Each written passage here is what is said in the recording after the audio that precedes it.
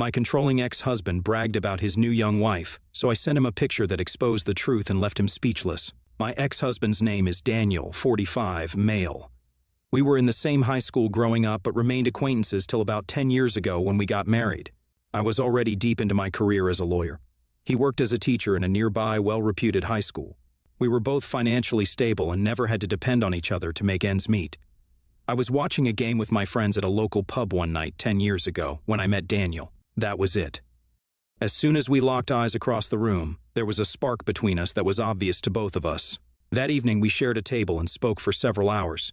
He was an amazing guy with so many talents, especially for his age. I couldn't stop looking at him.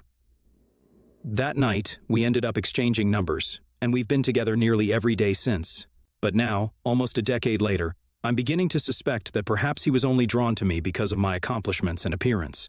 I was so drawn in by Daniel's charisma and his love for all things simple. There were several instances wherein I'd wish list an item from Home Depot, and he'd insist on building it for me from scratch. Dan and I built almost all our furniture together through the years, starting off strong from the beginning itself. We rushed into marriage right away within 3 months of knowing each other. But I suppose I should have been more alert when our marriage's first warning sign materialized, a red flag. He was the perfect partner in a relationship, and I made sure we took our time before we tied the knot. You see, his love for me grew exponentially, and not in a positive manner either. After a year of our marriage, he started digging deep into my circle of friends, especially the men around me. If there was any guy he remotely felt was interested in me, a happily married woman who never took off her ring, he would coax me into cutting them off. It was foolish of me to fall for his sweet, manipulative words the first couple of times. I didn't realize he was trying to get rid of every male around me till he hit the last nerve. My cousin Tim, 45, male, texted me one fine morning, telling me he was back in town and that he'd love to grab some coffee together like the good old times. Daniel snooped into my phone and woke me up with sheer rage. He claimed I was cheating on him and called me several names. I still shudder thinking about it. He refused to calm down, pushed me away once or twice, I don't even remember, and told me we were done. I was completely devastated as the lack of trust my husband had in me. Why was he that distrustful? Did I do something wrong in the past to have triggered him? Did he numb down his emotions this entire time?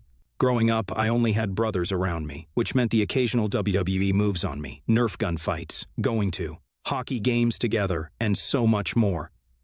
I was close to all of my brother's friends, but they all treated me like their baby sister. Was my husband insecure about my proximity to men all these years? A week later, my husband showed up at the door and got down on his knees to apologize. Before I could even explain myself or who Tim was, Daniel started begging for my forgiveness. He told me he found out the truth from a mutual friend, and that he felt so guilty about throwing a tantrum without hearing me out. Funny enough, he still wasn't hearing me out. He kept begging me to take him back. I lost count.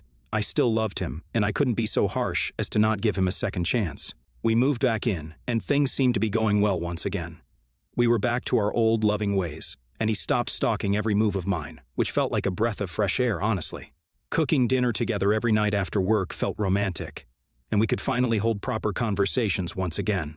I guess you could call it the calm before the storm, because he went right back into his old stalking and obsessive ways. The trigger was a congratulatory bouquet my colleagues gifted me at work. Mind you, it wasn't just a single person, let alone a man, who gifted me the bouquet. My whole team gifted me a box of chocolates and a beautiful arrangement of tulips to congratulate my promotion to the position of senior associate in the firm. I couldn't wait to get home to my husband and tell him about it. I frantically knocked on the door and jumped into his arms, but he once again pushed me with so much force I almost fell to the ground. He demanded, "What is in my hands and who gifted them to me?" The only improvement here was that I at least got to tell him something before he stormed off in his car. I told him that I got promoted and wanted to celebrate my promotion with him, and that the flowers were from my team, to which he countered me with a, "How many men are in your team?" Exactly. I can't believe how he always managed to turn even the happiest day of my life into a disaster because of his inability to trust with the bare minimum. This time, I didn't bother trying to run after him or try to contact him. I let him leave, and I hoped I never had to deal with his pathetic self ever again. I still remember sipping on some wine that night, trying to make the most out of the remaining hours left. I celebrated my promotion alone in my living room, watching a rom-com movie with some pizza and wine. I removed the wedding band and cried myself to sleep. The inability to wrap my head around his insecurity, despite my desperate attempts to make sure no man could ever hamper our marriage, gave me insomnia for days. And it was about time I put myself first. Of course, he tried coming back into my life a couple of times, but I was certain that he was not going to change at this age. Promises with no action, they're just manipulation at their finest, and I wasn't going to let my mental health be wrecked by him. We still lived under the same roof since we bought it together. I simply slept in the guest bedroom the entire time, avoiding contact with him altogether. I could tell it was killing him from within, but I decided to rip the Band-Aid off anyway. A month after he moved back in, I slammed the divorce papers on the desk as he munched on some granola for breakfast. You could see him turning red with fury. He flung a fork at me.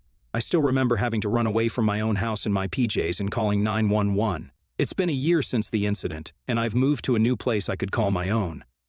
My marriage with Daniel traumatized me to such an extent, every ounce of my being was repulsed by love. I thought I wasn't capable of it anymore, considering how drained I was. Dating apps in this generation just didn't hit the spot for old-school romantics like me. I focused on my career and adopted a tabby cat from the shelter, the best decision I've ever made, to be real with you. It was a breezy and chilly Saturday evening when I was out and about grocery shopping at Trader Joe's. My phone started to buzz a couple of times, like a series of texts coming in one by one. When I checked the phone, my heart sank to see 7 messages from Daniel. What did he want to do with me now? Why is he spamming me with texts now? His messages read something along the lines of, "How are you doing?" and "I'm getting married next week." A sudden jump for sure, but I was happy for him. I'll be sad for who the girl was who had to tolerate his insecurity next. I responded by congratulating him and telling him I'd try my best to come, but I could be busy on the actual date of the wedding since it's a weekday. Knowing him, he probably got offended in some weird, crooked way and decided to make jabs at me by telling me how his fiancée is extremely beautiful, patient, loving, and young. Yes, you heard that right. His fiancée, Monica, was a 25-year-old woman. He kept emphasizing her age, but sadly for him, all my remnant feelings for him died the day he tried to assault me. The name Monica sounds extremely familiar to me, and I kept trying to recall where I heard it before. I wanted to snap myself out of it because a part of me felt indulging in finding out more about his fiancée would hinder all the personal growth and healing I've done. I went on with my evening, snuggling with my cat, and decided to call it a day earlier than usual. My subconscious haunted me the entire time, begging it to be some other moniker and not the moniker that I know. The day I received a call from Tim, all my nightmares came to life. My stomach felt so uneasy when I heard Tim tell me his daughter is getting married this coming week and that he'd love to catch up. You see, ever since my ex-husband and I had our first fight over Tim, I struggled to make time for relatives other than my immediate family. I had to cook up some excuse and tell Tim I couldn't make it at that time. He does not know the truth behind my divorce and couldn't even meet Daniel.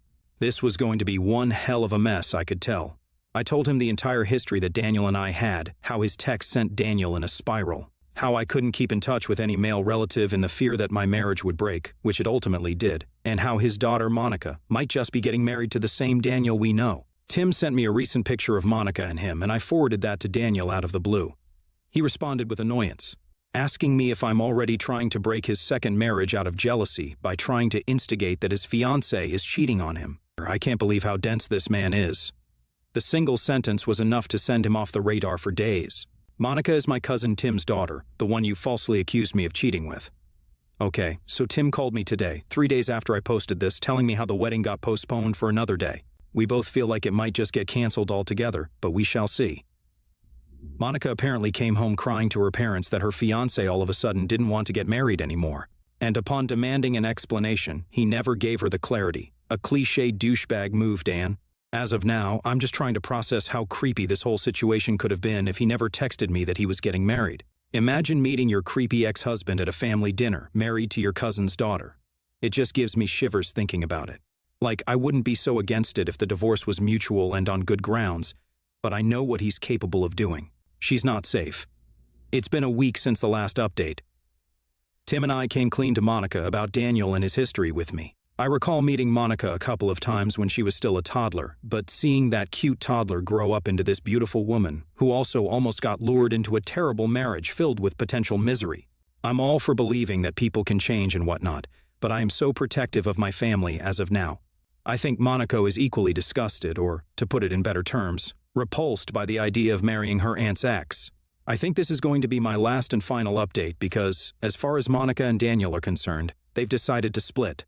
Tim told me how Daniel came over to the house to apologize, not just to Monica, but to Tim and his wife, Mary, 42, female. I think it was a sweet gesture, but in all honesty, I'm so relieved that I could prevent this disaster. At the same time, I can't help but think, what if Daniel had changed and loved Monica? What if he could have made her genuinely happy? I feel miserable again. In all honesty, it sounds like you endured a lot, and you truly deserve a better partner. I honestly believe that his mental instability may be a result of unresolved difficulties from his past, but this story took a turn in your favor, so I'm satisfied. I don't know how to feel about this story either. I've always believed the quote, "not a bad person, just not your person," resonates with me. Even in this scenario, I can't help but feel bad for your ex-husband, but at the same time, both sides need to have the truth in front of their eyes. I have a daughter, Tori, 4. My brother Jason has a girlfriend, Carmen, who has a daughter, Leah, 5, with her ex, who does not see Leah. Jason and Carmen have been together 6 months and don't live together. I met Carmen first at a dinner when they had been together for 4 months. And the next time I saw her was when she and Jason came to my house with Leah. Leah and Tori were playing together in my drawing room. I was watching them, and Carmen was in the kitchen with my mother preparing tea. After a while, I heard the girls raising their voices, so I went over to see what happened, only to find Tori tearing up and Leah looking very angry. I asked the girls what had gone on, and after a fair bit of untangling, I figured out that Leah had told Tori that they were cousins, and Tori had said that they weren't. This upset Leah, who kept trying to make Tori admit she was wrong, which Tori would not do. Leah kept insisting they were cousins, but Tori said they can't be because Jason isn't Leah's dad. Both girls were demanding I settle the debate, so I just said that no, they aren't cousins. But that doesn't mean they can't be friends, and someday, if Jason becomes Leah's dad, they might be cousins. Leah immediately burst into tears. I called Carmen back into the room and explained what happened. Carmen insisted I should have told the girls Leah was right to make her feel validated and part of the family. I argued that I wasn't going to lie to my daughter to force a narrative. This was the second time I was meeting Carmen, and the first time the girls met. Did she really expect me to gaslight my daughter for the sake of what she told hers? At this point, Leah was inconsolable, so Carmen and Jason left. Jason has since told me he thinks I owe Carmen an apology. He said even though Tori was right, it would have been easier to spare Leah's feelings and explain the situation to Tori later. I told him I wasn't going to lie to my daughter and teach her that you adapt the truth to fit the situation. I was happy to stand my ground on this until Jason said Carmen is refusing to see the family. Our parents sided with me because of this, since she takes it as proof we don't like her. I don't think I was the a-hole for taking my daughter's side, but since Carmen is making such a scene, I'm beginning to think maybe this is a bigger deal than I realize, and maybe I messed up. NTA. I think you handled the situation as best you could and even told the girls one day they could be. Carmen is playing a dangerous game with her daughter's feelings. Have only been with a man for 6 months and pushing the family narrative. She's the one setting her daughter up for heartache, and you were just being honest in an awkward situation. The fact that Carmen is now refusing to see everyone just proves that she's immature and pushy. NTA. You were truthful to both of the kiddos, which is what you want to do, and you're spot on. Leah and Tori are not cousins, but that shouldn't stop them from being friends. No, you handled the situation quite right. My husband and I have 3 girls, 7, 5, and 4. Both of us have very demanding jobs, and we both work long hours and occasionally travel for work. When my oldest was born, we planned on getting a nanny, but my mother-in-law and father-in-law didn't want her to be raised by a stranger, so they moved in with us and took care of her, helped around the house when my maternity leave ended. As much as I love my mother-in-law and father-in-law, I can't live with them. My husband felt the same, so after a few months, we bought them a house very close to ours. It's in our name, but we furnished it and pay for everything except for groceries. The house has 4 bedrooms and 3 bathrooms. The girls currently share a room and have a twin-over-queen bed. My oldest has the top bunk, twin, and the younger 2 share the queen. The younger 2 used to fight over blankets, so we got them each a sleeping bag. My 4-year-old has a unicorn, my 5-year-old has a mermaid, and my 7-year-old also wanted one and got an elephant. These aren't like camping sleeping bags. They're thick and extremely soft, and the girls love them. My brother-in-law, sister-in-law, and their kids, female 6, male 4, were visiting, and the kids stayed in my kids' room. I wasn't thrilled when I heard they were staying in my kids' room, but my mother-in-law assured me that she would take all of the toys out and that the kids just liked the bunk bed. My kids were spending the night with their grandparents for one of the nights that my brother-in-law and his family were there. I told my mother-in-law that my kids would get their room, and everything went fine until I got to the house with the kids. And my niece and nephew were both throwing tantrums because they didn't want to give back the sleeping bags. I pulled my mother-in-law aside and asked why the kids were using my kids' sleeping bags, and she said that the kids liked them and that families share. This is my kids' bedding.